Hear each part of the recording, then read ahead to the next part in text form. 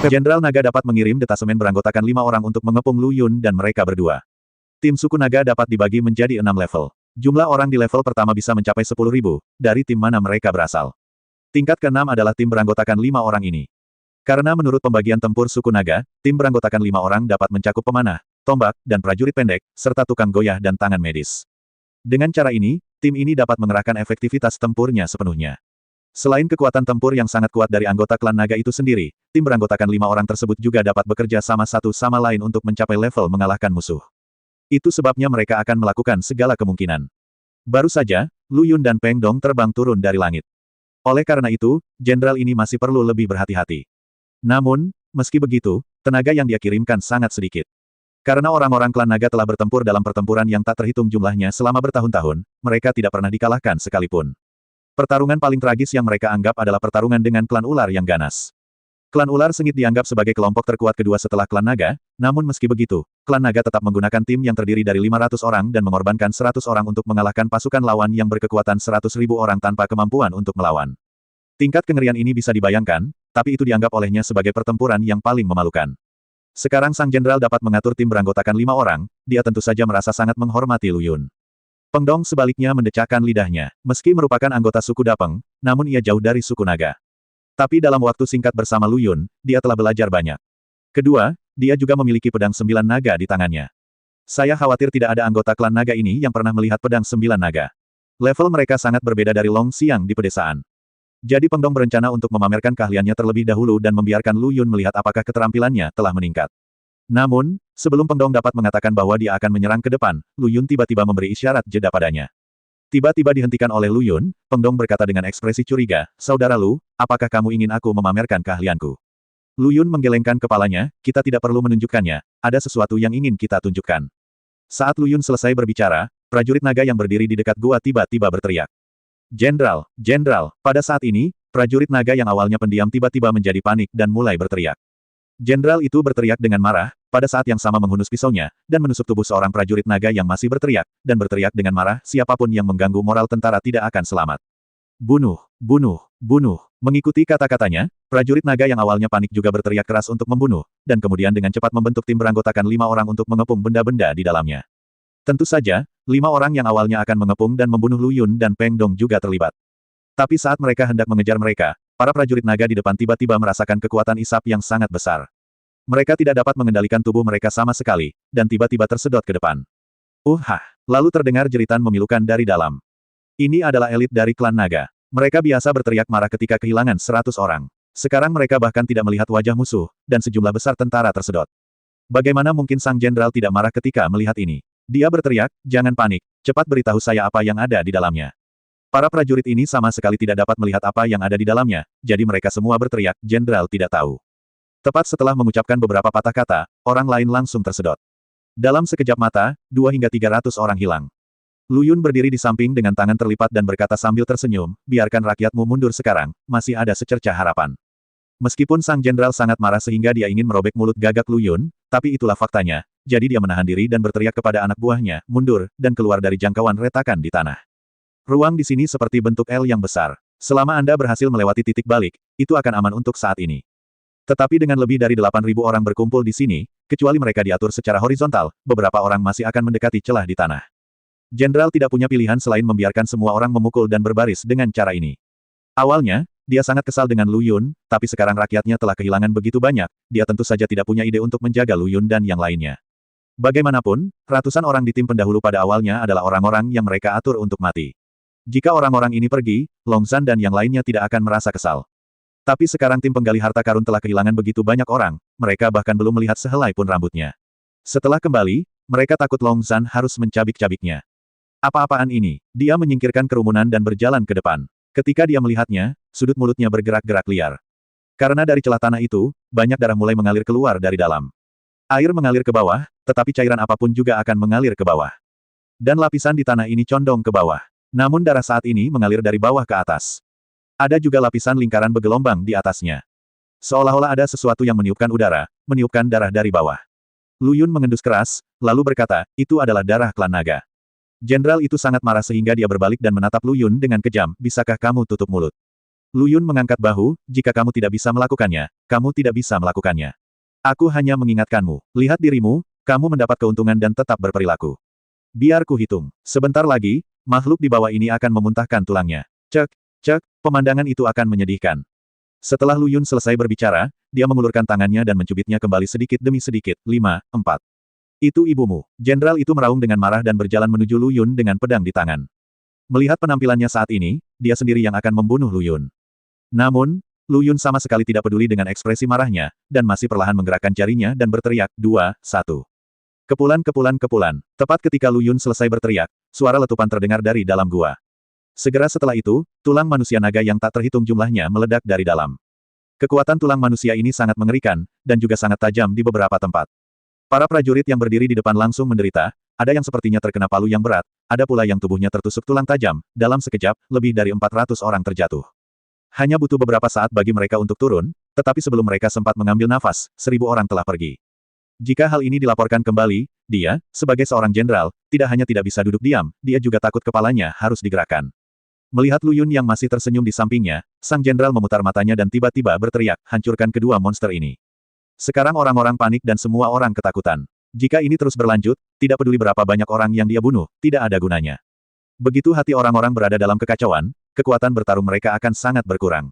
Terlebih lagi, ketika dia menyembelih satu atau dua orang lain tidak menganggapnya serius, karena bukan dia yang mati. Tapi jika dia menebasnya satu persatu, orang-orang itu pasti akan marah besar nantinya, dan mereka pasti akan melawannya secara bergantian. Saat itu, dia harus dicincang menjadi daging cincang. Jadi sekarang dia punya ide. Kedua orang itu telah melakukannya dengan benar 2 kali sebelumnya, dan mungkin mereka akan melakukannya dengan benar untuk ketiga kalinya. Dia bisa bilang ini adalah kutukannya, yang menyebabkan mereka kehilangan begitu banyak orang. Dalam arti tertentu, prajurit seperti mereka makan dari panci yang sama, tidur di bantal yang sama, dan mengenakan jubah yang sama. Mereka semua dianggap saudara. Begitu banyak saudara laki-laki mereka yang meninggal dalam satu kejadian, jadi tentu saja mereka sangat marah. Dengan kejadian seperti ini sekarang, segera setelah sang jenderal memberi perintah, mereka menyalahkan Lu Yun dan Peng Dong. Saat berikutnya, auman naga bernada tinggi terdengar satu demi satu. Tangan kiri semua prajurit naga berubah menjadi cakar naga yang tebal dan tajam, dan wajah mereka juga berubah menjadi wajah naga. Aku akan menghapusnya. Peng Dong sangat bersemangat. Anggota suku naga ini benar-benar akan menyerang mereka. Alasan utamanya adalah sang jenderal begitu tidak tahu malu sehingga dia benar-benar menyalahkan mereka. Namun, Lu Yun masih tersenyum menghina saat ini. Dia berkata, Anda tidak melawan musuh yang akan bergegas keluar. Sebaliknya, Anda percaya kebohongan sang jenderal kepada Anda. Aku hanya menebak apa yang akan terjadi selanjutnya, jadi kamu memperlakukanku seperti monster. Hehehe, jika aku benar-benar jatuh di bawah pedang tajammu, ribuan orang di bawahmu semua akan terkubur bersamanya. Gigi tajam, setan, aku akan memenggal kepalamu sekarang dan mengorbankannya ke langit dan bumi. Nima, Peng Dong tidak bisa berkata apa-apa. Tapi dia tidak takut. Dengan Lu Yun di sini, para prajurit naga ini tidak bisa berbuat apa-apa terhadap mereka. Tetapi jika dia ingin mengambil tindakan, itu akan menjadi tidak berguna. Selain itu, dia tidak berani bertarung dengan pasukan beranggotakan 1000 orang ini, jadi dia dengan jujur menjejalkan pedang 9 naga yang baru saja dia tarik ke dalam sarungnya. Lu Yun mengangkat tangannya lagi. Tindakan ini merupakan hitungan mundur bagi mereka. Bagi jenderal ini, hitungan mundur Lu Yun mengangkat tangannya seperti pengingat. Jantungnya berdebar kencang. Sekarang dia lebih suka percaya bahwa mereka ada di sana daripada percaya bahwa mereka tidak ada, jadi dia berteriak kepada anak buahnya, ayo berkumpul dan bunuh mereka. Lu Yun perlahan menggerakkan jarinya dan berkata, jika kamu ingin selamat, segera dorong mayat-mayat itu, karena kamu hanya punya waktu 5 menit. Kamu dapat memilih untuk melawanku, atau kamu dapat memilih untuk menyelamatkan hidupmu. Awalnya, para prajurit naga ini akan menyerbu bersama sang jenderal, tetapi kata-kata Lu Yun seperti sambaran petir. Tiba-tiba, sekelompok besar orang saling memandang. Awalnya ini adalah tim super elit suku naga, namun kini membuat Lu Yun merasa putus asa dan akan segera dikalahkan. Lalu Lu Yun meletakkan jarinya, tinggal 4 menit lagi. Persetan, tangkap monster ini dan potong lidahnya. Jenderal sangat marah, namun perintahnya sekarang sepertinya sudah tidak berlaku lagi. Anak buahnya tidak lagi mematuhi perintahnya, dan mereka semua bergegas mendorong mayat-mayat itu. Ah! Jenderal itu dengan marah melemparkan topi lapis baja di kepalanya ke tanah dan bergegas menuju Lu Yun. Brengsek, dia belum pernah mengalami penghinaan seperti itu seumur hidupnya, dan itu membuatnya marah. Saat dia bergegas ke Lu Yun, 2 menit telah berlalu. Dia mengambil pisau panjangnya dan menebas Lu Yun dengan seluruh kekuatannya. Tapi Lu Yun mengelak dengan sangat cepat. Dia mengayunkan pisaunya beberapa kali dengan cara ini bahkan tanpa melukai rambut Lu Yun. Tapi Lu Yun masih menghitung dengan jarinya, masih ada 10 detik lagi. Saya menyarankan Anda untuk melihat tentara yang Anda bawa. Jika aku jadi kamu, aku akan segera memerintahkan mereka untuk bersiap menghadapi pertempuran. 10 detik menghilang dalam sekejap mata. Setelah Lu Yun selesai berbicara, tiba-tiba terdengar suara melenguh mirip sapi dari celah-celah tanah. Bahkan sang jenderal tersedak dan muntah-muntah. Dia hampir jatuh ke tanah dan muntah. Ah! Kemudian seorang prajurit di barisan depan berteriak dan segera mundur. Saya melihat seekor kadal berkepala dua muncul dari celah di tanah. Kadal ini berukuran sangat besar, panjangnya mencapai 5 meter. Mata kadal berkepala dua ini berwarna darah. Mereka sangat rakus terhadap mayat yang ada di tanah. Kedua kepala itu menggigit mayat itu dan mencabik-cabiknya dengan paksa. Mayat para prajurit naga yang mati terkoyak menjadi dua hidup-hidup. Dan biawak ini menelan semua organ dalam dan mayat hidup-hidup. Bukan hanya itu yang terjadi di sini. Mereka menggerogoti mayat-mayat di tanah seperti angin puyuh. Dengan jumlah yang begitu besar, tidak butuh waktu lama bagi mereka untuk memakan seluruh mayat yang ada di tanah. Pada saat itu, orang-orang yang masih hidup ini akan menjadi sasaran mereka. Anggota tim pendahulu sebelumnya telah belajar menjadi pintar ketika mereka turun, dan mereka bersembunyi di tengah. Karena itu, ribuan orang sekarat di depan mereka, dan mereka dapat mengulur waktu untuk melarikan diri. Jika orang-orang ini bangun pagi, mereka pasti akan dibunuh langsung oleh inspektur. Namun ketika lebih banyak orang naik, hal itu menjadi sebuah kekalahan. Tidak ada seorang pun yang menjadi tiang kayu. Jika Anda melihat seseorang meretas Anda pasti harus berjuang keras. Setelah 1.000 atau 2.000 orang bergegas, para inspektur di atas pada dasarnya akan dibunuh, dan orang-orang yang tersisa akan meletakkan senjata mereka dan lepaskan. Yang lainnya pergi, atau mereka menjadi kejam dan menjadi daging di talenan. Dan orang-orang di tim pendahulu ini dapat mengambil kesempatan untuk melarikan diri bersama. Lu Yun telah melihat penampilan orang-orang itu dan tidak bisa menahan senyum di dalam hatinya. Jenderal itu tiba-tiba menyadari bahwa dia akan mati jika dia mengincar Lu Yun lagi. Maka dia segera mengangkat pedangnya tinggi-tinggi dan berteriak keras kepada prajuritnya, "Kamu adalah yang terbaik dari yang terbaik. Kamu tidak takut mati. Ayo berkumpul dan bunuh semua reptil ini." Tapi teriakan marahnya tidak ada gunanya saat ini. Lu Yun melirik sang jenderal dan berkata, "Apa yang Anda katakan tidak benar. Saya lebih suka memberi Anda perintah." Jadi Lu Yun berdeham dan berteriak, "Semuanya, jenderalmu berkata, selama kamu bisa membunuh semua ini, kamu bisa mengambil koin emas itu ke dalam sesukamu. Hei, saudara-saudara yang menjadi pengawas di atas, tidakkah kalian mau turun dan berbagi sepotong kue? Ayo berkumpul. Meski banyak bahaya di bawah ini, seberapa mengerikankah godaan koin emas? 10 koin emas dapat ditukar dengan ruangan besar seluas 200 meter persegi.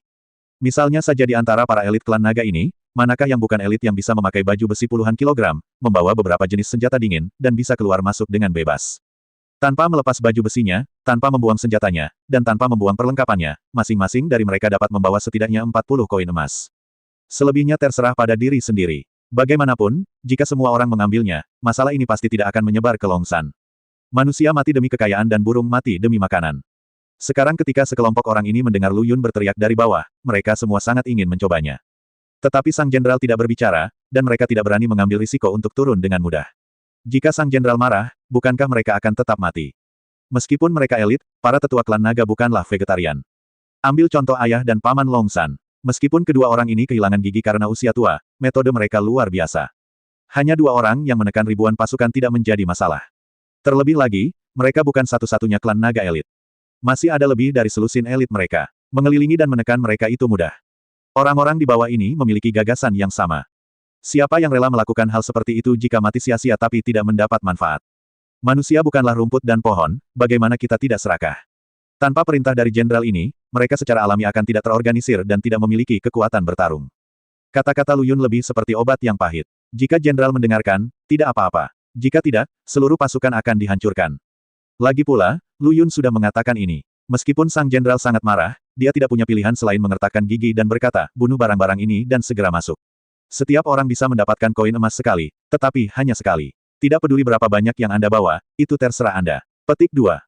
Jika ada yang mengambilnya lagi, aku akan dibunuh tanpa ampun, termasuk aku. Kalimat ini langsung menggugah hati banyak orang. Dalam sekejap, bahkan orang-orang di atas pun bersemangat. Ini adalah kesempatan sekali seumur hidup untuk menghasilkan banyak uang. Peng Dong menelan ludahnya, mendekati Lu Yun dan berkata, "Saudara Lu, kapan kamu akan meminjamkanku kehebatanmu selama 2 hari?" Lu Yun memelototinya, "Bolehkah aku meminjamnya? Lagi pula, aku juga tidak memilikinya." Saat ini, sekelompok orang dengan panik menikam kadal berkepala 2 itu. Setelah terinspirasi, para pendekar naga ini memang menginspirasi kekuatan bertarung yang luar biasa. Tak lama kemudian terjadilah pertempuran berdarah di sana. Tentu saja sang jenderal tidak terburu-buru maju. Tapi melihat orang-orang gila itu, dia merasa gatal karena kebencian. Dia seharusnya senang karena para prajurit naga ini terinspirasi dengan kekuatan bertarung yang luar biasa. Namun masalahnya, orang yang menginspirasi kekuatan bertarung kelompok prajurit ini bukanlah dia, melainkan anak laki-laki di depannya yang dia sebut iblis. Hal ini membuatnya tampak sangat tidak kompeten sebagai seorang komandan.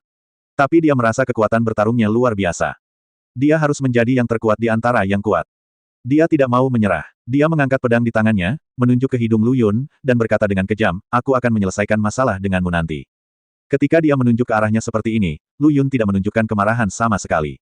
Sebaliknya, dia tertawa dan berkata, kalau begitu, kamu harus memiliki kemampuan ini, jika tidak, bukankah kamu akan marah pada dirimu sendiri? Dia sangat marah sekarang, oke. Anak ini benar-benar sedikit pembunuh. Namun kini, meski ia menahan amarah di perutnya, ia hanya bisa menahan amarahnya. Tentu saja efektivitas tempur kadal berkepala dua tersebut tidak bisa dianggap remeh. Sejujurnya, jika tidak ada hadiah koin emas, orang-orang ini akan dikalahkan oleh kadal berkepala dua di sini. Meskipun momentum pertempuran setiap orang telah meningkat pesat saat ini, dan semua orang tidak takut mati, kesenjangan kekuatan masih sangat besar.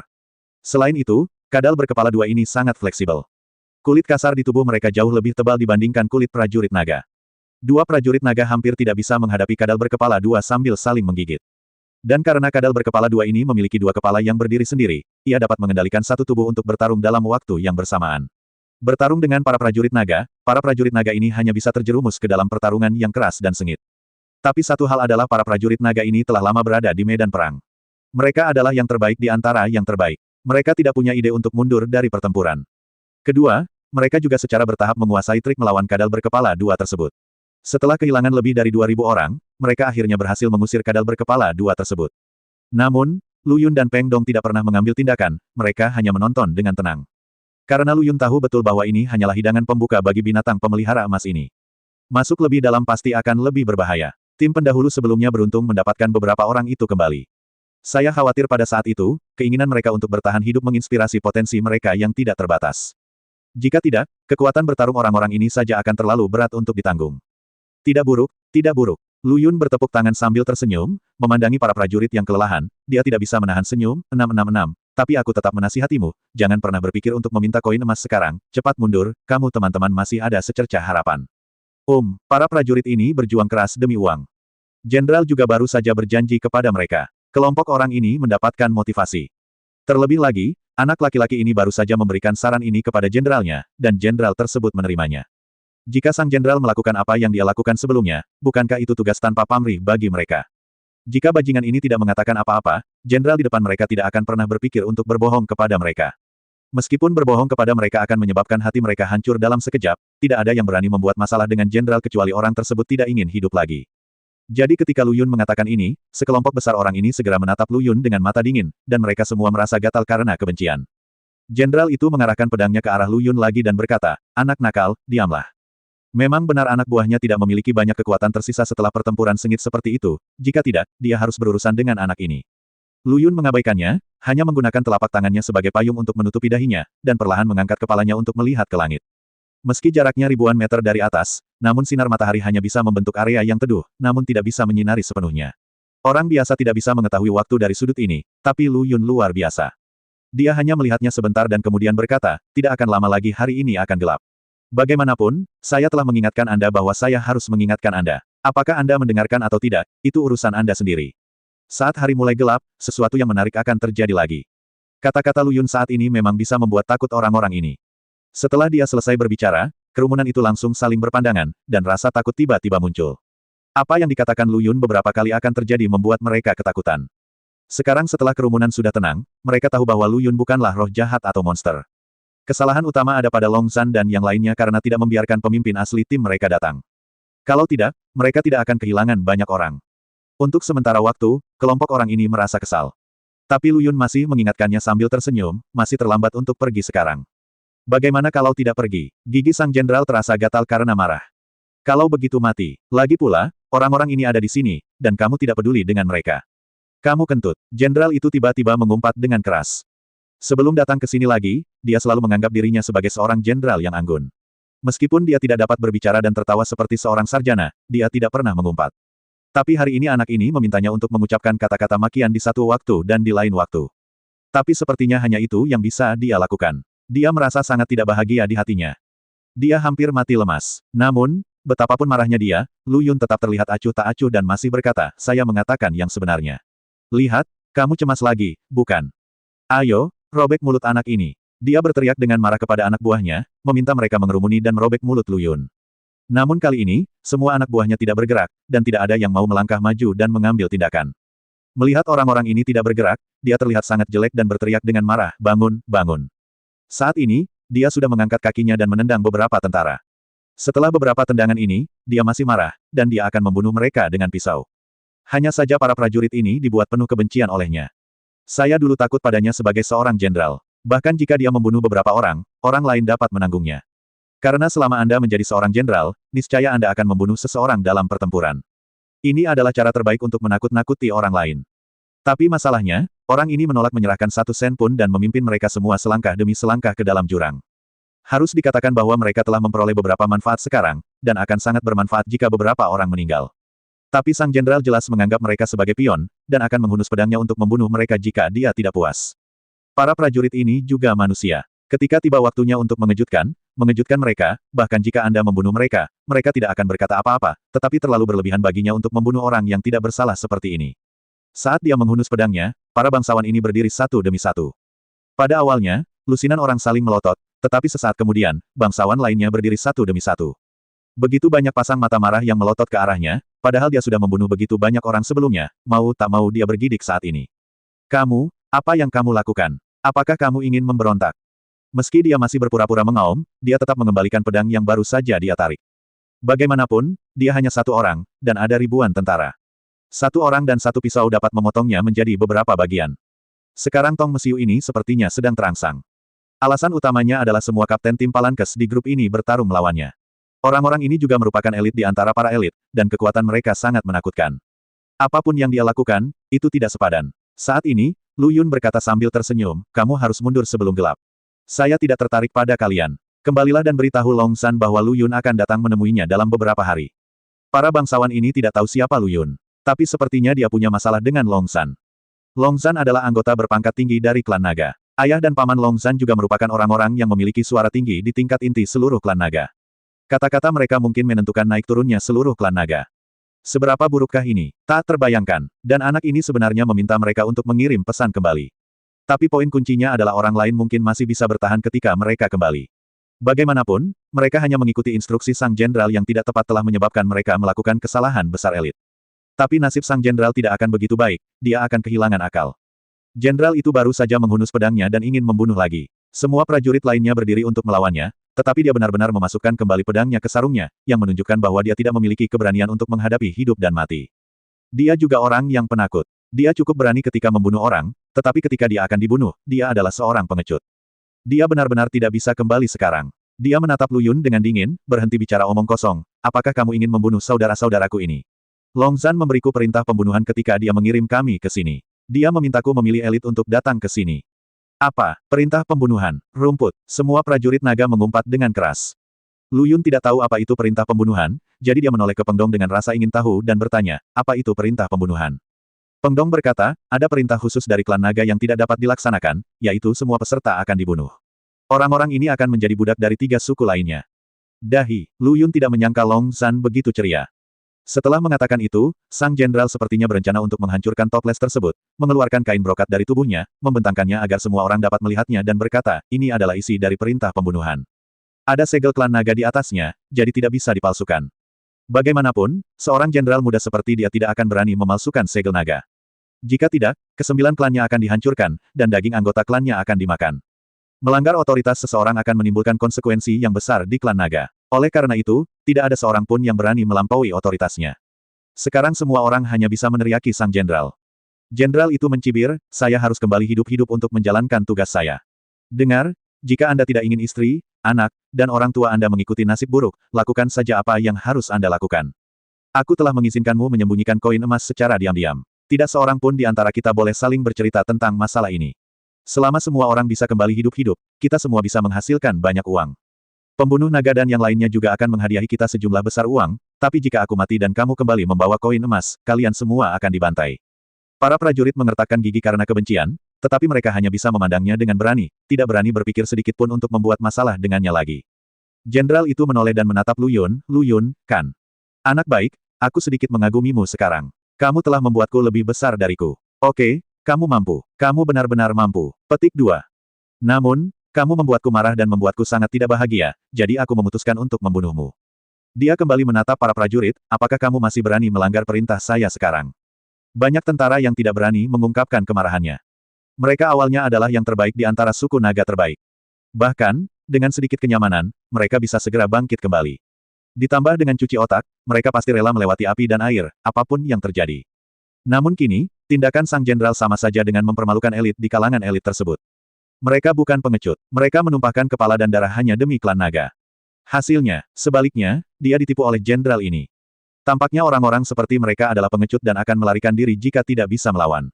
Ketika sang jenderal melihat orang-orang ini marah, dia tidak malu, tapi bangga. Lihat, betapa hebatnya dia. Orang-orang ini sangat membencinya hingga membuat giginya gatal, jadi apa yang bisa dia lakukan? Apakah kamu tidak akan patuh pada dirimu sendiri? Kemudian, dia tiba-tiba mengalihkan pandangannya ke Lu Yun, wah, tiba-tiba aku merasa sayang sekali membunuhmu.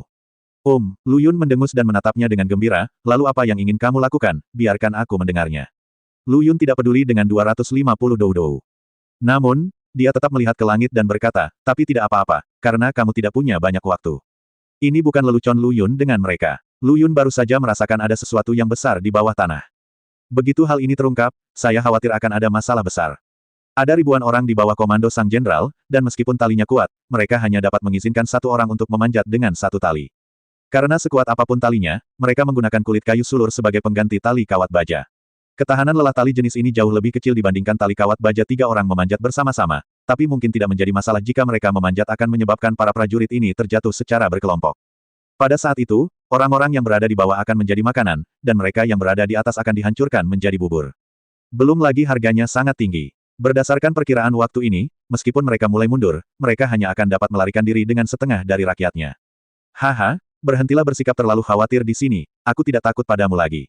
Dia melihat kembali ke anak buahnya dan berkata, kalian, pergilah, tangkap dia, dan biarkan mereka memimpin jalan masuk. Bukankah orang ini bermulut gagak? Jika ada sesuatu, kita bisa membiarkan mereka menahannya dulu.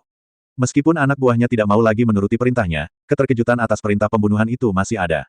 Selusin orang di depan tidak punya pilihan selain mendekati Lu Yun. Tapi Lu Yun menutup matanya sedikit.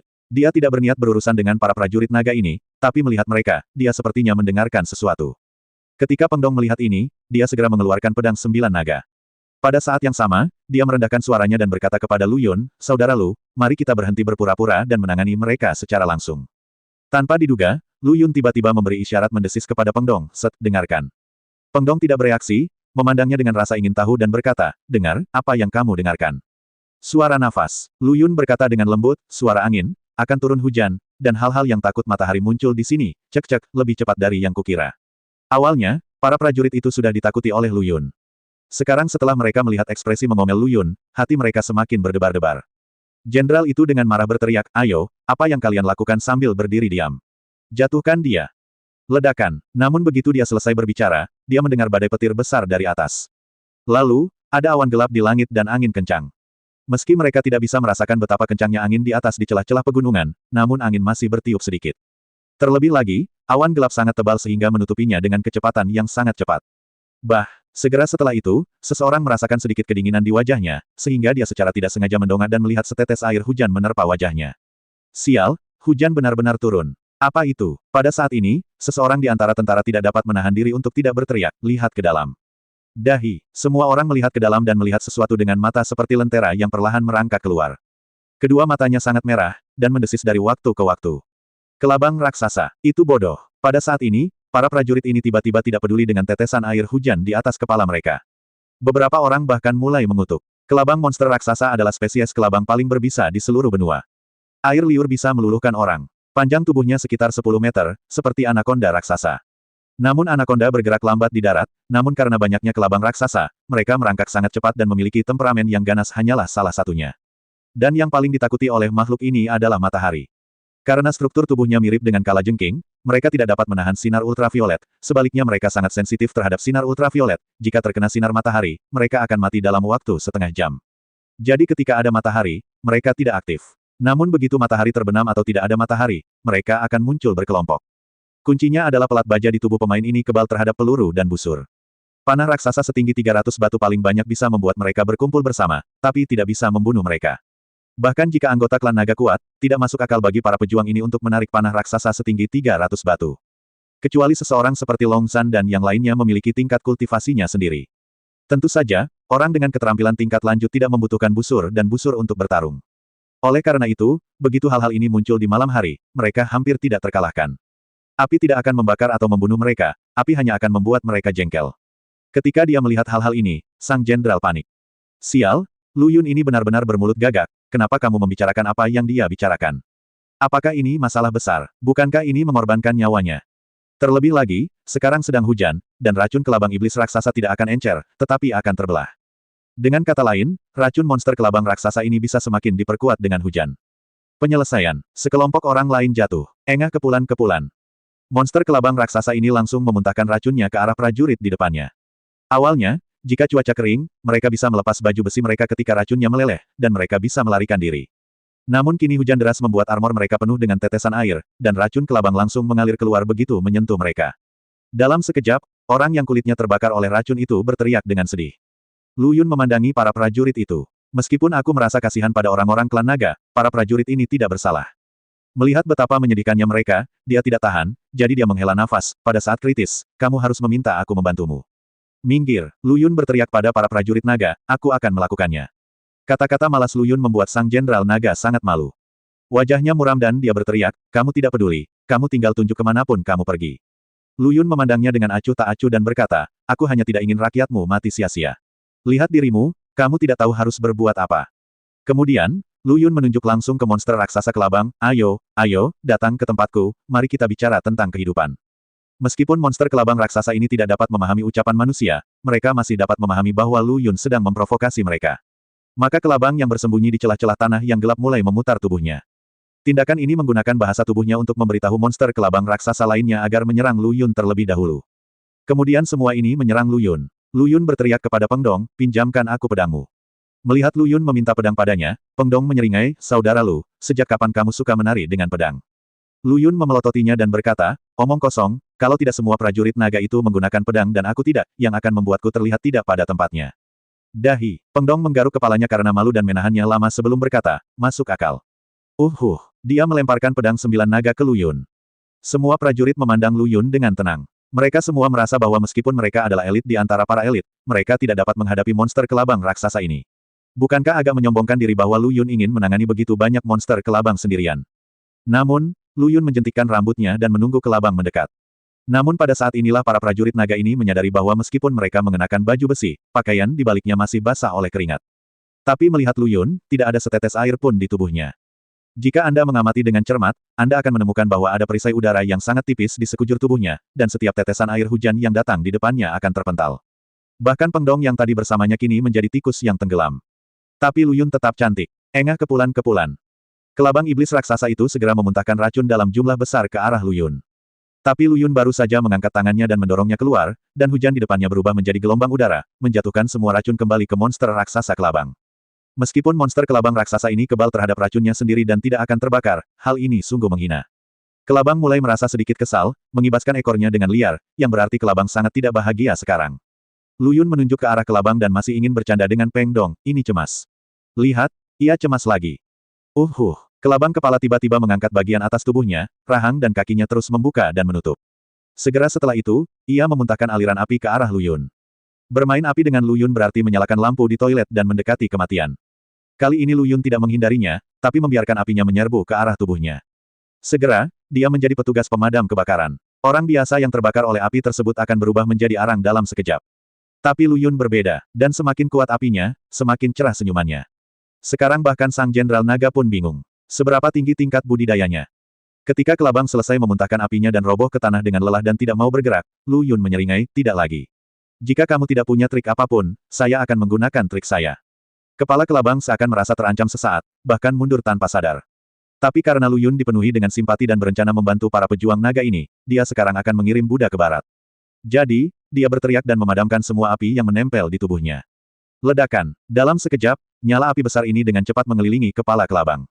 Meskipun kelabang ini kebal terhadap racun dalam tubuhnya, dan meskipun kebal terhadap serangan api biasa, ia tidak tahan dengan api yang ada di tubuhnya. Kelabang monster raksasa ini memiliki kantung api di tubuhnya, dan kantung api ini mengarah langsung ke mulutnya. Saat mereka marah, kulit atas dan bawah kantung api akan saling menempel sehingga menimbulkan reaksi kimia. Mereka kemudian bisa menghirup api. Namun begitu kantung api di tubuh mereka pecah, kelabang iblis raksasa ini akan segera ditelan oleh api di tubuh mereka. Keadaan ini seperti ular berbisa yang menggigit tubuh seseorang, dan bisanya meracuni diri sendiri hingga mati. Oleh karena itu, mereka tidak memiliki perlawanan terhadap api yang mereka keluarkan. Lu Yun memperlakukan orang lain dengan caranya sendiri. Kelabang itu langsung diselimuti api. Dalam sekejap, tubuhnya mengeluarkan suara berderak.